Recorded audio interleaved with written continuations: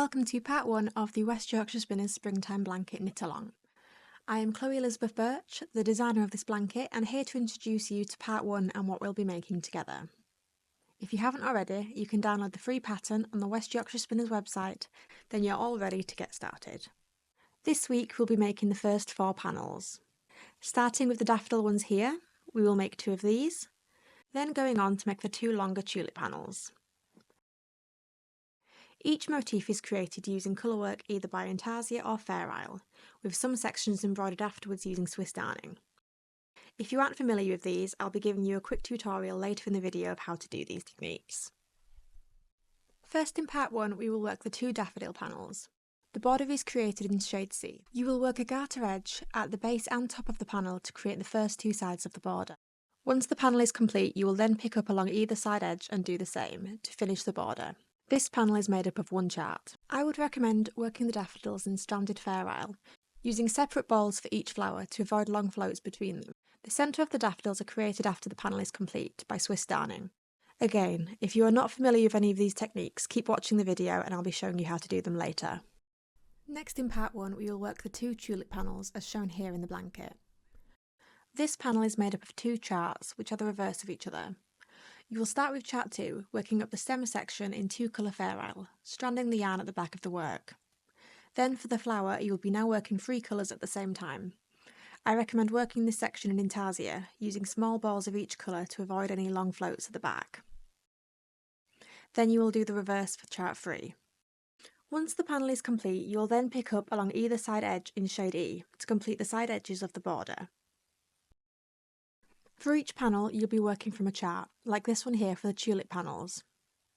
When working from the chart, always remember to work from right to left when working a right side row, and left to right when working from a wrong side row.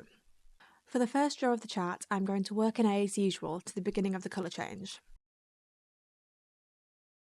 Now I'm going to bring the second colour into work and work the centre stitch in B. Now I'm changing back to A, stranding it over the back of the work, and knitting to end in shade A. Going on to the next row on the wrong side, I am purling to the colour change, changing to the second colour, and you can see here I'm twisting A around B to avoid any holes where the colour changes. Now this time I am working 3 stitches in B, stranding A across the front of the work, and then changing back to A. Now for the third row I am working 5 stitches in B. Again at the colour change I am twisting the 2 ends together to create a nice neat edge between them.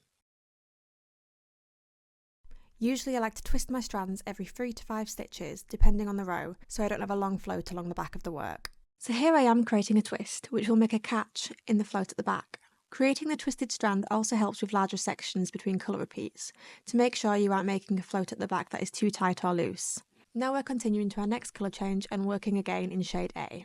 As I change back to shade A, I am making sure not to pull the strand at the back too tightly so the work will sit nice and evenly. Now I have worked up to the top of the stem in this method. Now when I'm turning the work to the wrong side, you can see our stranded floats at the back. Here you can see where I've twisted the stitches, catching the floats at the back of the work every few stitches. I try not to do this between the same stitches every row, as it can make it slightly noticeable from the right side, so I like to try and space them out evenly along different stitches depending on the row to make sure this doesn't happen. Now for this next section of the chart, we are now using 3 colours within one row, and we have more stitches between each colour change. So this is where we go from using Fair Isle to Intarsia, to eliminate these floats at the back of the work. To do this, we'll be using multiple balls of the same colour across the row like I have here. This section starts with a wrong side row. Again, I am purling across to the first colour change, bringing in the first ball of C and purling to the next colour change.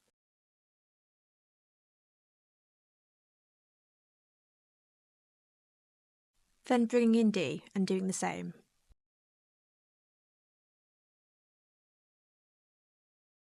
Then I bring in our second ball of C and work to our final colour change.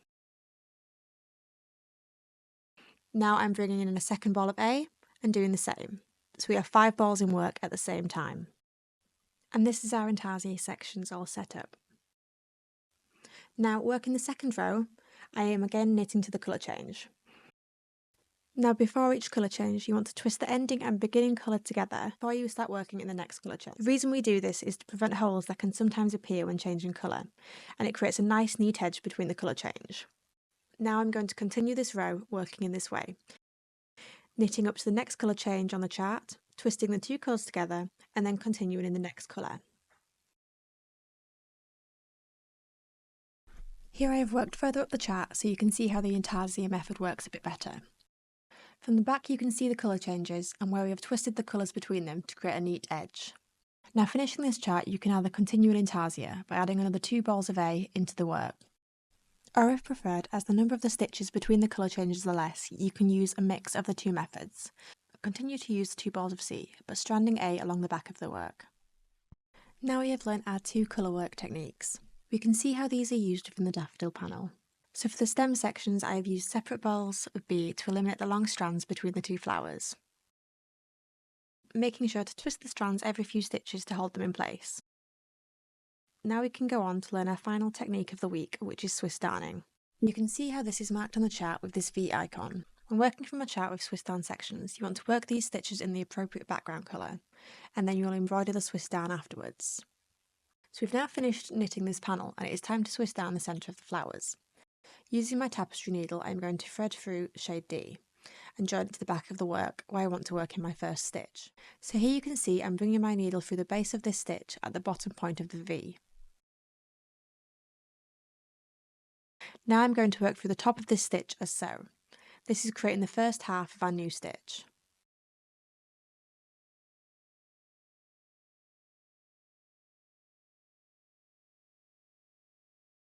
Now I'm going to work back through the base of this V again to finish the stitch. Now working the second stitch, again I'm working into the base of the V of the next stitch, bringing the yarn to the right side of work. Then working across the top of this stitch and back into the same hole, creating a new stitch on top of the original one. And this is how we Swiss darn a new colour. When working Swiss darn, I like to work up the chart as if you were knitting it, as I find this makes the neatest finish.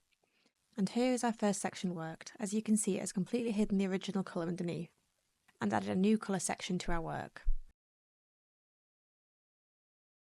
The final technique we are going to look at in this video is picking up to create the sides of our borders. Here I have my finished daffodil panel. We have already worked the base and the top of the border when knitting the cast on and cast off sections, so now we just need to work the sides. With right side facing, we are going to pick up into each side edge.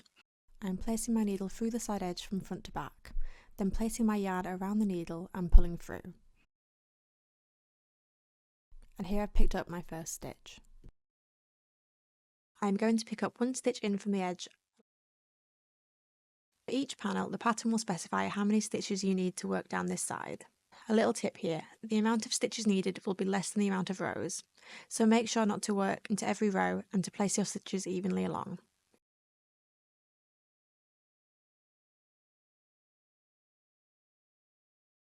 Now I have picked up the necessary amount of stitches, I am going to knit 2 rows. Once this is done, I'm going to cast off along the wrong side row, which will create our final garter ridge. This side edge is now complete. Now we are going to do the exact same along the other side edge. And here we have both sides worked and our panel is complete. And this is the end of part 1. Come back next week for part 2 where we'll be learning how to make the hyacinths and bluebells.